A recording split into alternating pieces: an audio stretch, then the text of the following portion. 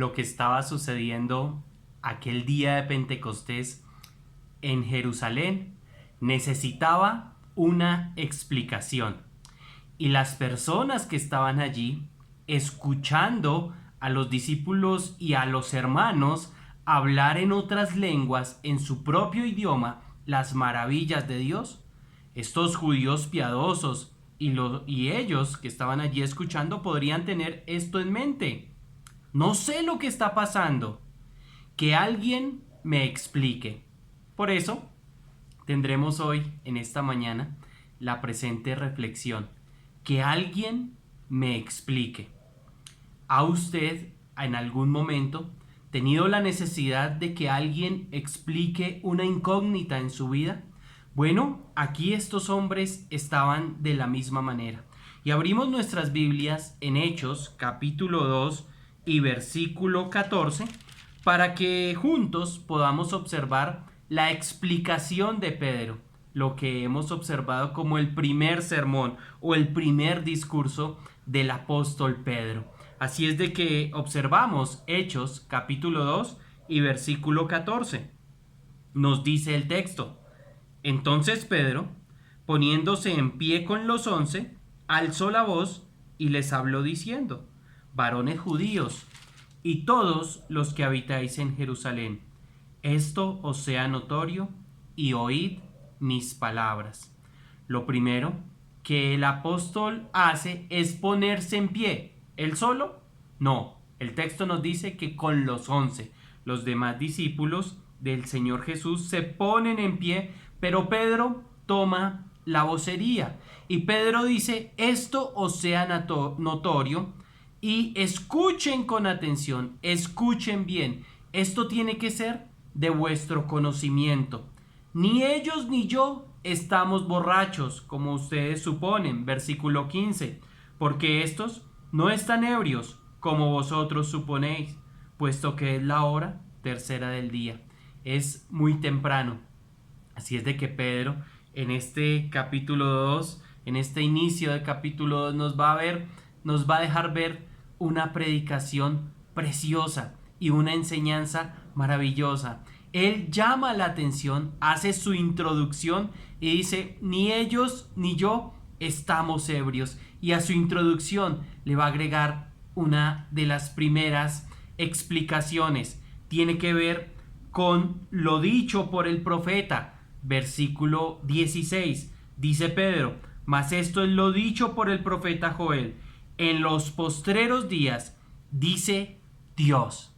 Bueno, usted va a poder observar el capítulo 2, versículo 28, allí en Joel, en su profecía, y no dice acerca de los postreros días. Pero aquí Pedro, inspirado por el Espíritu Santo, nos dice: en los postreros días. Y estos postreros días, ¿qué explican? Explican un nuevo tiempo. Sí, una nueva temporada, el tiempo de la iglesia, donde el Espíritu Santo ya no visitaría y regresaría. No, la misión del Espíritu Santo ahora sería posarse sobre todo creyente, y ahora sería evidente su accionar. El accionar del Espíritu Santo ahora en estos postreros días lo veríamos de manera más evidente. Así es de que podemos observar, dice el texto en el versículo 17: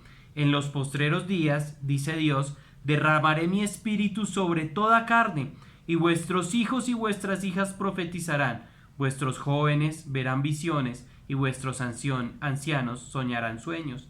Y de cierto, sobre mis siervos y sobre mis siervas, en aquellos días derramaré mi espíritu, y profetizarán, y haré prodigios arriba en el cielo y señales abajo en la tierra, sangre y fuego y vapor de humo. El sol se convertirá en tinieblas y la luna en sangre antes que venga el día del Señor, grande y manifiesto. Bueno, aquí no solo Joel, sino otros profetas del Antiguo Testamento nos hablan del día del Señor. Un día cuando Cristo vendrá con poder y gran gloria. Y era válido recordar esa gran realidad. Por eso Pedro añade: al comienzo de la profecía en los postreros días. Y sí, el derramamiento del Espíritu Santo inicia una temporada. Observemos el versículo 21. Y todo aquel que invocare el nombre del Señor será salvo. Ese derramamiento que estaba sucediendo allí estaba diciendo que iniciaba una nueva temporada. Produce este derramamiento e inicia una temporada de gran salvación. En Joel, el Señor se refiere al Dios eterno, al Padre Todopoderoso, pero Pedro y la iglesia aplicaban perfectamente este título al Señor Jesús exaltado, nos dice el texto, y todo aquel que invocare el nombre del Señor será salvo. La profecía contiene más aspectos aplicables únicamente a la segunda venida del Señor Jesús, cuando venga con poder y gran gloria, pero también es un cumplimiento parcial de la profecía. Dice, mis siervos y sobre mis siervas en aquellos días derramaré mi espíritu y profetizarán.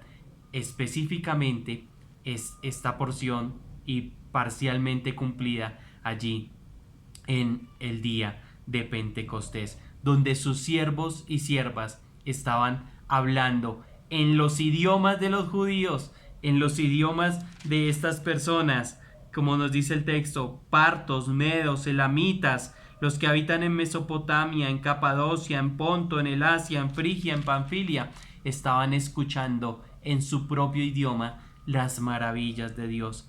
De allí aprendemos cosas fundamentales. El Señor ha puesto a su iglesia fundamentos firmes. Número 1, el obrar del Espíritu Santo.